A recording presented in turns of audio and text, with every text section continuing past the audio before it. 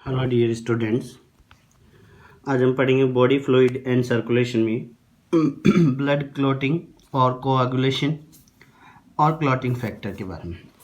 यानी blood clotting या coagulation से रिलेटेड जो क्लॉटिंग फैक्टर होते हैं उनके बारे में डिस्कस करेंगे। According to international commission of blood coagulation 1964 यानी ब्लड कोआगुलेशन कमीशन जो 1964 में बनाया गया था उसके according there are 13 clotting factor were listed out. 13 clotting factor international commission of blood coagulation ने बताए। इन सभी फैक्टर्स को हम लोग रोमन नंबर में रिप्रेजेंट करते हैं। दीज फैक्टर्स आर 13, ये 13 होते हैं and the roman number given to them. ये क्लॉटिंग फैक्टर 13 होते हैं, टोटल 13 होते हैं और इनको रोमन नंबर में रिप्रेजेंट करें। They normally circulate in the blood as inactive molecule और प्रोटीन। बेसिकली हम लोग बोल सकते हैं कि ब्लड के अंदर रेगुलर वे में सर्कुलेट करते रहते हैं, बट कैसे होते हैं, इनएक्टिव मॉलिक्यूल या प्रोटीन्स की फॉर्मेशन में सर्कुलेट करते रहते हैं। They get activated only when there is an injury or damage to platelets. ये एक्टिवेटेड कब होते हैं, या तो कोई इंजरी हो जाए या फिर प्लेटलेट्स डैमेज हो जाए तब ये एक्टिवेट होते हैं।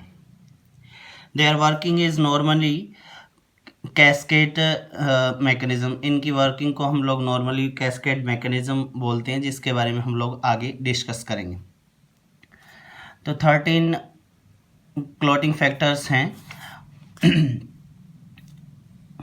कुछ जगह पे नोट डाउन होता है कि इट मीन्स नोटेड रहता है कि 12 फैक्टर्स ही है, क्योंकि इनमें से ये वाला जो फैक्टर है 6 नंबर एक्सलेरिन हाइपोथेटिकल फैक्टर, साइंटिस्ट के अकॉर्डिंग ये कोई पर्टिकुलरली हम लोग इसको आइसोलेट नहीं कर सकते। ये दूसरों के साथ में ही 12 जो फैक्टर हैं उनके साथ में ही फंक्शन करता है। इसलिए हम लोग कुछ बुक्स के अंदर ये भी देखते हैं देयर आर 12 क्लॉटिंग फैक्टर्स, ठीक है, क्योंकि ये हाइपोथेटिकल फैक्टर है। फर्स्ट है फिब्रिनोजन। फर्स्ट फैक्टर है फिब्रिनोजन, सिंथेसाइज इन लिवर, ये लिवर में सिंथेसाइज होता है। सेकंड है prothrombin, it is also synthesize in liver. Third है थ्रोम्बोप्लास्टिन। थ्रोम्बोप्लास्टिन है एक टाइप का एंजाइम है released from damaged platelets. Thromboplastin third factor है which is released from damaged platelets. जो टूटी हुई जो प्लेटलेट्स होती हैं, डैमेज्ड प्लेटलेट्स होती हैं, उनसे ही रिलीज़ किया जाता है। फोर्थ फैक्टर है कैल्शियम आयन, एक्टिवेट थ्रोम्बोप्लास्टिन। चौथा फैक्टर है कैल्शियम आयन। कैल्शियम आयन इन थ्रोम्बोप्लास्टिन को क्या करता है, एक्टिवेट करने का फंक्शन करता है, ठीक है। फिफ्थ लेबियल फैक्टर और प्रोएसेलेरिन। पांचवा फैक्टर है लेबियल फैक्टर और एसेलेरिन, ये सिंथेसाइज होता है लिवर में। 6 नंबर है एसेलेरिन हाइपोथेटिकल फैक्टर। बेसिकली हाइपोथेटिकल क्यों बोला गया कि साइंटिस्ट का मानना है, कुछ साइंटिस्ट ये मानते हैं कि 13 फैक्टर्स में इंक्लूड नहीं करते कुछ साइंटिस्ट इसको, और कुछ ने इसको इंक्लूड किया है। तो 12 अगर लिखा रहता है तो इसका उसमें मेंशन नहीं रहेगा, अगर 13 फैक्टर रहते हैं तो ये वाला फैक्टर मेंशन रहता है। एक्सेलरिन को हाइपोथेटिकल इसलिए माना गया है क्योंकि साइंटिस्ट के अकॉर्डिंग कि इसका जो फंक्शन है दूसरे 12 फैक्टर के साथ में ही फंक्शन करता है, पर्टिकुलरली इसको आइसोलेट नहीं कर सकते। इसलिए कुछ जगह पे नोट आउट रहता है कि नोटेड रहता है कि मैं क्लॉटिंग फैक्टर 12 ही हैं, और कुछ जगह पे ये भी नोटेड रहता है कि 13 फैक्टर रहते हैं। अगर इसको इंक्लूड किया जाए तो 13, और नहीं इंक्लूड करेंगे तो 12 factor. Number 7th stable factor और proconvertin synthesize in liver. Stable factor बोल सकते हैं आप, प्रो कॉन्वर्टिन बोल सकते हैं, ये भी सिंथेसाइज किया जाता है लिवर में। Eighth factor anti haemophilic factor. Eighth factor को हम लोग क्या बोल सकते हैं, एंटी हीमोफिलिक फैक्टर बोल सकते हैं। इसका एब्रिविएशन है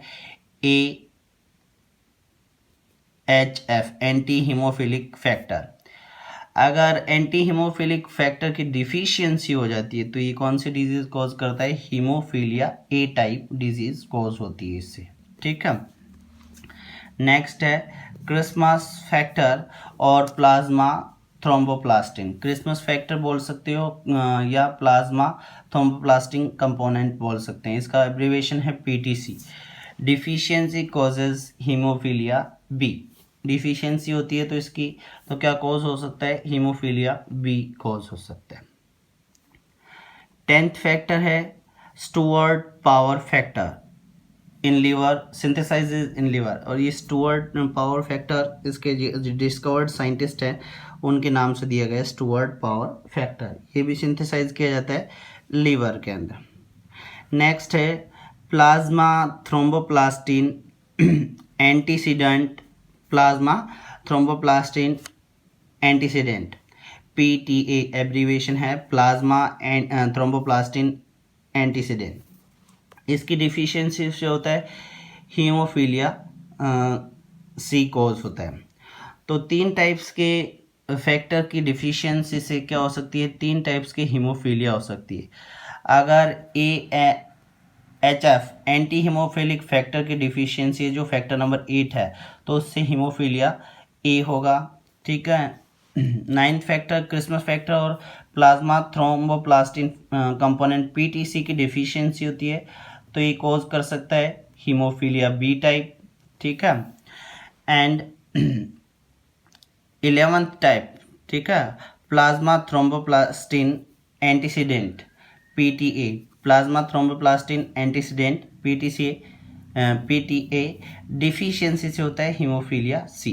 तो ये 3 है, फैक्टर नंबर 8, फैक्टर नंबर 9 और फैक्टर नंबर 11। इनसे 3 टाइप्स की क्या होती है, हीमोफीलिया कॉज होती है। इनकी डिफिशियंसी अगर ब्लड के अंदर हो जाती है तो AHF से तो होती है हीमोफीलिया ए जो फैक्टर नंबर 8 है, ठीक है।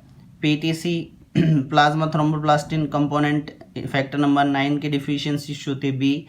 And factor number 11 PTA plasma thromboplastin antecedent से होता है हीमोफीलिया सी।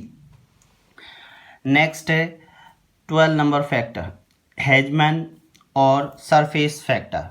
हेजमैन या सरफेस फैक्टर। सरफेस फैक्टर क्यों बोलते हैं, क्योंकि ये एक्टिवेट होता है when it comes in contact with skin surface.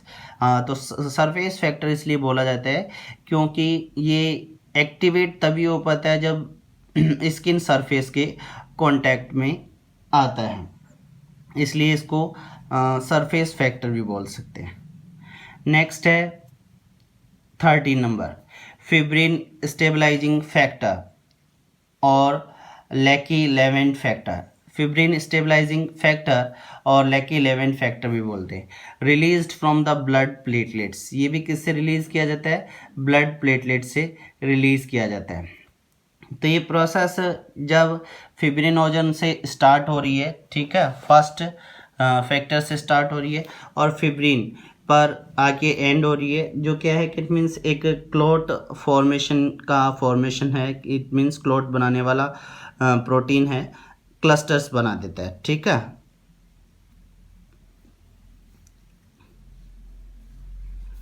Fibrin stabilising factor लैकी Lorand factor released from the blood platelets. तो ये हैं हमारे 13 टाइप्स के ब्लड क्लोटिंग फैक्टर। आप लोगों को या हम लोग देख सकते हैं कुछ बुक्स के अंदर या कुछ साइंटिस्ट ने खाली 12 फैक्टर के बारे में ही मेंशन किया है। और अगर according to international commission of blood coagulation के अकॉर्डिंग बात करें तो 13 फैक्टर्स होते हैं। इन्होंने इंक्लूड किया एक्सेलेरिन को, जबकि दूसरे साइंटिस्ट ने एक्सेलेरिन को इंक्लूड नहीं किया क्योंकि एक हाइपोथेटिकल फैक्टर है। मीन्स वी कैन से ये इंडिविजुअली क्या नहीं किया जा सकता, आइसोलेट नहीं कर सकते हम लोग। ये जो बाकी के जो 12 फैक्टर्स हैं उन्हीं के साथ में ही क्या करता है, फंक्शन करता है। तो ब्लड क्लॉटिंग फैक्टर्स में ये 13 फैक्टर है। फर्स्ट है अपना फिब्रिनोजन, सेकेंड है प्रोथ्रोम्बिन, थर्ड है thromboplastin, fourth calcium ion, fifth labial factor, sixth है एक्सेलरिन, सेवन है स्टेबल फैक्टर, एट है एंटी हीमोफिलिक फैक्टर, नाइन है क्रिसमस फैक्टर, 10 है स्टूअर्ट पावर फैक्टर, 11 है प्लाज्मा थ्रोम्बोप्लास्टिन एंटीसीडेंट, 12 है हेजमैन और सरफेस फैक्टर, और 13 है अपना फिब्रिन स्टेबलाइजिंग फैक्टर। ये आज का हमारा टॉपिक था ब्लड क्लॉटिंग और कोगुलेशन या क्लॉटिंग फैक्टर, जो international commission of blood coagulation 1964 के थ्रू दिए गए थे। Thank you.